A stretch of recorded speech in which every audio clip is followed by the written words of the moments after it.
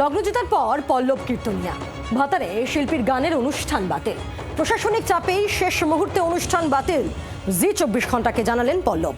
হতাশা প্রকাশ করলেন সমাজ মাধ্যমেও। জানিয়ে ফের তরজায় শাসক ও বিরোধী শিবির।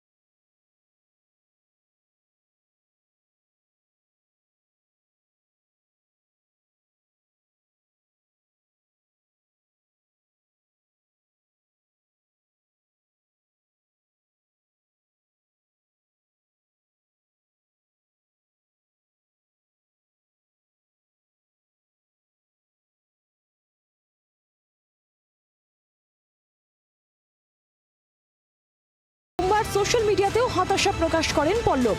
দীর্ঘ ফেসবুক পোস্টে তিনি লেখেন, এই ঘটনা গত 10 বছরে আমার সঙ্গে কতবার যে হয়েছে তার ইয়ত্তা নেই। এই যে গান মেলা শুরু হচ্ছে, কত বছর সেখানে ডাক পাই না। শুধু সেখানে কেন, যে কোনো সরকারি বেসরকারি অনুষ্ঠানেই আমি কালো তালিকাভুক্ত। যে কোনো সংগঠন আমাকে নিয়ে অনুষ্ঠান করতে গেলে প্রবল বাধাপ্রাপ্ত হবে। যদিও প্রশাসনিক চাপের অভিযোগ মানতে নারাজ উদ্যোক্তারা। আমরা ভেবেছিলাম যে হারে আমরা বিজ্ঞাপন জোগাড় করব, সে হারে বিজ্ঞাপন জোগাড় করতে পারিনি। এই মতো অবস্থায় যদি পল্লববাবুকে আমরা আনতাম, পেমেন্টের ব্যাপারে উনি যে সম্মানিক ভাতা ওনাকে দেবো ভেবে ঠিক করেছিলাম, সেটা হয়তো ওনার হাতে তুলে দিতে পারতাম না। পল্লবের অনুষ্ঠান বাতিলে থেমে নেই রাজনীতি। এই পশ্চিমবঙ্গকে আগামী দিনে বাংলাদেশ বানানোর যে চেষ্টা তৃণমূল কংগ্রেস করছে, তারই একটা ধাপ এই পল্লব কীর্তনিয়াকে অনুষ্ঠান না করতে দিয়ে। এই 26-এর নির্বাচনে যদি আবার তৃণমূল কংগ্রেস আসে, তাহলে বাংলাদেশে আজকে যা ঘটছে তা আগামী দিনে এই পশ্চিমবঙ্গে ঘটবে, সেটা নিশ্চিত করছে। তৃণমূল কংগ্রেস কখনো শিল্পীর স্বাধীনতায় হস্তক্ষেপ করে না। এই ঘটনাতেও তৃণমূল কংগ্রেসের কোনো হাত নেই। যারা বুকিং করেছিলেন তারাই জানেন কেন বুকিং করেছিলেন। যদি বাতিল হয়ে থাকে তারাই বলতে পারবেন কেন বাতিল হয়েছে।